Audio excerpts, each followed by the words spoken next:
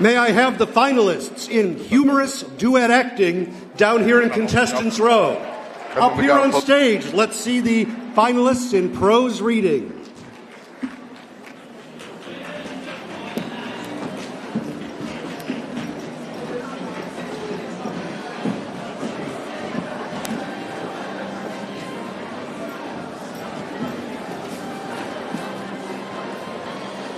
There were 7 finalists in the final round of prose reading.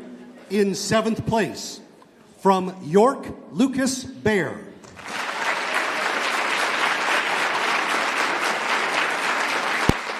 In 6th place, from Homewood Flossmoor, Amy Ward.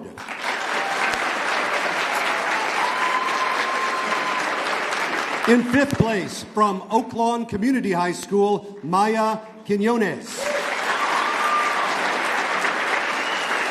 In 4th place, from Revis, Joanne Tyne.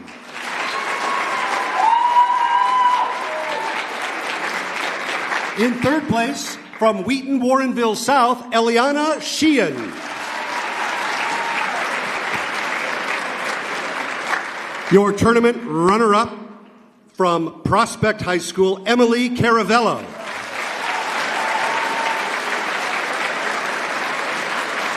And your 2024 state champion in prose reading, Avaneesh Thiyagarajan from Neuqua Valley.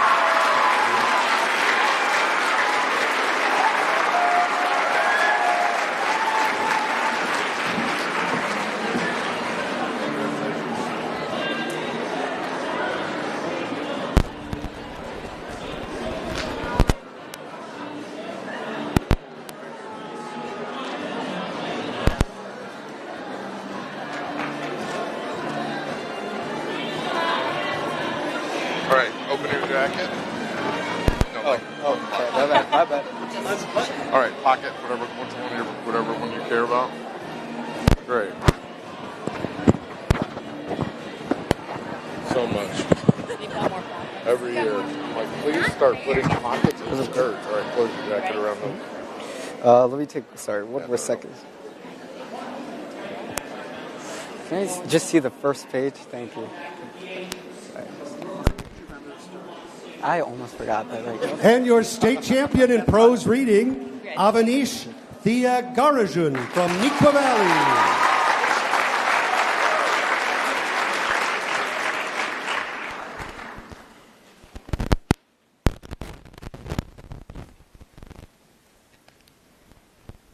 My father was gone at age 27.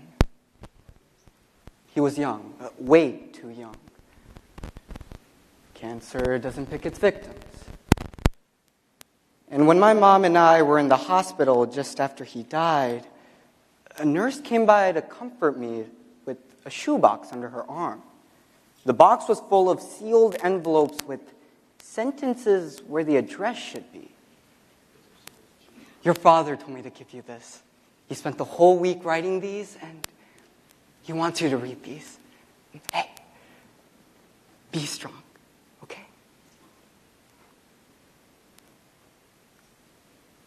The first envelope read, "When I'm gone."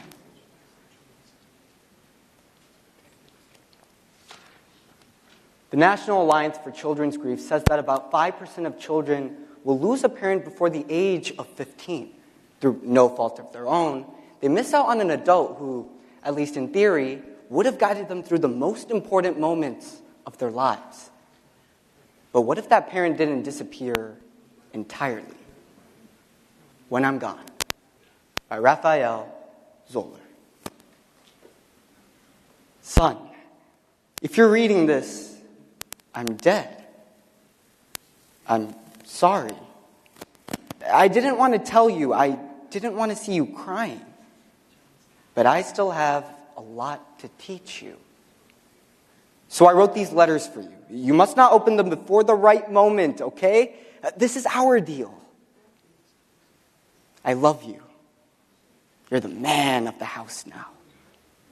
Love, Dad. P.S. I didn't write letters to your mom. She's got my car.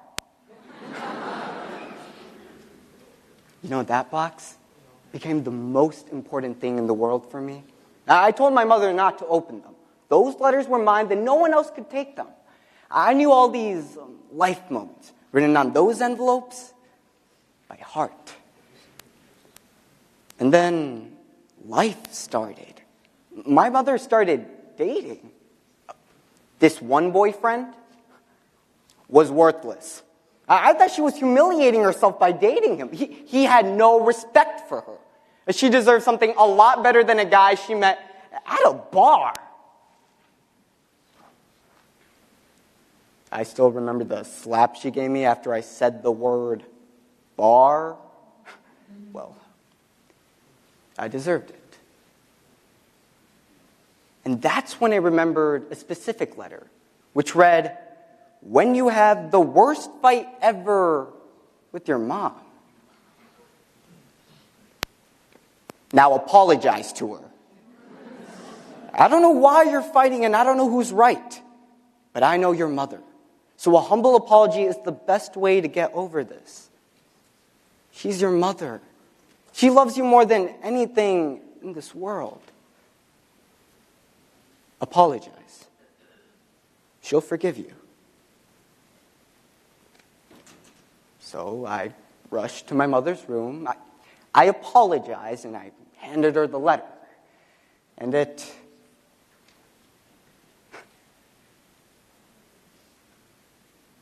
made her laugh. It felt good. And she forgave me. It didn't take long before I read the next letter. I swear, when you lose your virginity, congratulations, son. Don't worry, it gets better with time. You know, my father, he followed me through my entire life. He would always find a way to put a smile on my face when things looked grim, or clear my mind during those angry moments. When you get married, made me feel emotional, but not so much as when you become a father. Now you'll understand what real love is, son. I don't know if it's a boy or a girl. I'm just a corpse. I'm not a fortune teller. Have fun. Change diapers. Be a role model for this child. I think you have what it takes to be an amazing father. Just like me. You know, I always kept the deal I made with my father. I would never read the letters before their time. With the exception of when you realize you're gay. Since I never thought I'd have to read this one, I decided to read it. What can I say? I'm glad I'm dead. Now, all joking aside, being half dead made me realize we care too much about the things that don't matter. Do you think that changes anything, son? Don't be silly. Be happy.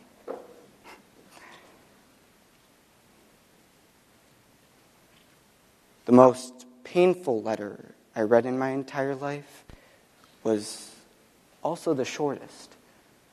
When my father said these 3 words, I believed he suffered just as much as I did living through that moment.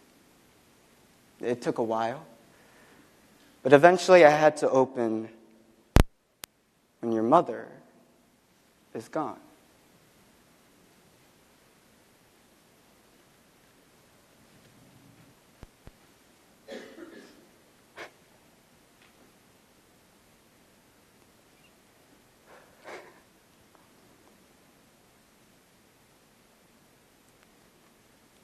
She's mine now.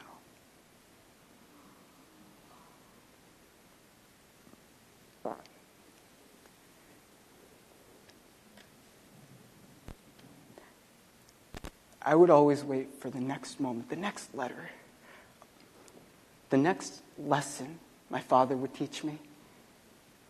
You know, by the time I was in my 40s, I was still learning from a 27-year-old man. And then eventually, the cancer got to me, too. I run my fingers on the faded paper of the last letter. The sentence, "When your time comes," is barely visible.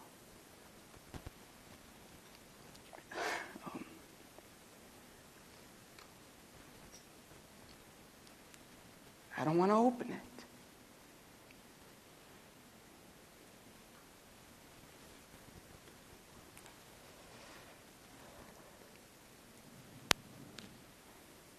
Hello, son. I hope you're an old man now. You know, this letter was the easiest to write. It was the letter that set me free from the pain of losing you. I had a brief life, but a very happy one. I was your father and the husband of your mother. What else could I ask for? You don't have to be afraid. P.S. I miss you.